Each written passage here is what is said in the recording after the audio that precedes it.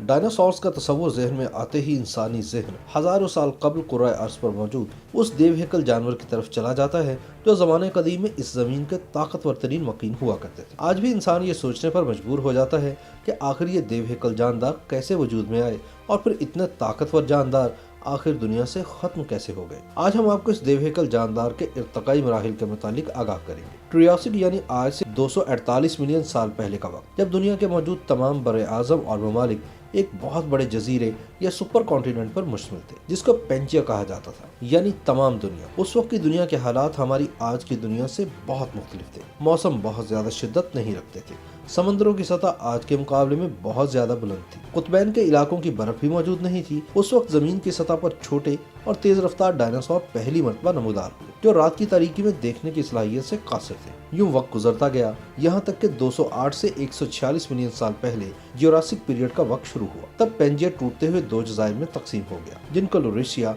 और गोंडवाना कहा जाता है। उस जमाने में मौसम पहले की तरह खुश्क और खुशगवार ही रहा, मगर मौसम में नमी की मिकदार बढ़ना शुरू हो गई। उस वक्त तक कुतबैन की बर्फ अभी नमूदार नहीं हुई थी और जमीन पर दो जजीरों के अलावा सिर्फ समंदरी हिस्से पर मुश्तमिल एक सैयारा ही दिखाई देती थी। उस दौर में डायनासोर की नस्लों ने खुद को मजीद बढ़ाना शुरू किया, जो साइज में बहुत ज्यादा बड़ी थी, जिन्होंने आने वाले कई मिलियन साल तक जमीन पर राज किया। इसी दौरान डायनासोर की एक ऐसी नस्ल ने भी जन्म लिया जिसे पीटियोसॉर्स कहा जाता है, जो हैरानकुन तौर पर जमीनी रेप्टाइल होने के बावजूद उड़ने की सलाहियत रखती थी। ये तकरीबन 35 सेंटीमीटर लंबी हुआ करती थी, जिसका खोज सबसे पहले जैनकोप ने 1834 में लगाया। डायनासोर की इस उड़ने वाली नस्ल की खुराक दूसरे जानदार मसलन मछली और दूसरे डिंगने वाले जानवर हुआ करते थे। अपने तेज तरीन दांतों, लंबी दुम और बड़ी जसामत की बदौलत इस नस्ल ने आसमान पर राज किया। साइंसदान अभी तक डायनासोर की रंगत का अंदाजा नहीं लगा सके। इनके मुताबिक जो डायनासोर जितना ज्यादा जहरीला होता था, उसकी रंगत भी उतनी ही ज्यादा चमकदार होती थी। डायनासोर की एक नस्ल समंदर में भी दरियाफ्त हुई,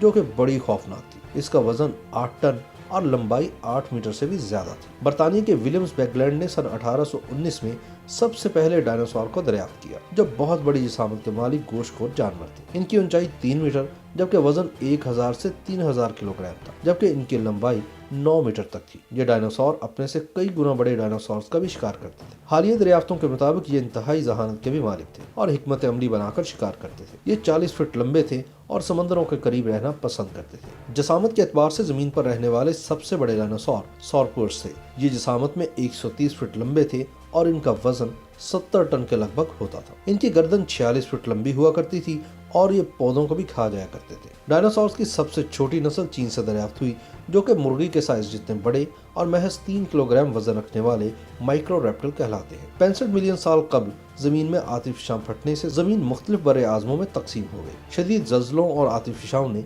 जमीन पर मौजूद डायनासोर्स को नीस्तो नाबूद कर दिया। इस तबाही के दौरान शार्क्स और मगरमच्छ समंदर की तह में मौजूद होने की वजह से अपना वजूद बचाने में कामयाब रहे। डायनासोर्स की तबाही और जमीन की तकसीम के हवाले से एक दूसरा नजरिया भी मौजूद है, जिसको कार्टियस थ्योरी का नाम दिया गया है, जिसके मुताबिक एक बड़ा शहाब साकिब जमीन की सतह से टकराया तो जमीन मुख्तलिफ बड़े आज़मों में तकसीम हो गई। इसके साथ मुख्तलिफ आतिफशां भी फट पड़े और खौफनाक सुनामी ने जमीनी सतह पर मौजूद हर जानदार को सफाई हस्ती से मिटा दिया। यूं हजारों साल सतह जमीन पर राज करने वाली ये मखलूक मनो मिट्टी तले गरक हो गई, जिसकी बाकियात मिलने का सिलसिला आज दिन तक भी जारी है। ताहम इंसानों ने यह जरूर किया कि मफकूद हो जाने वाले डायनासोर्स को फिल्मों की हद तक जिंदा कर लिया।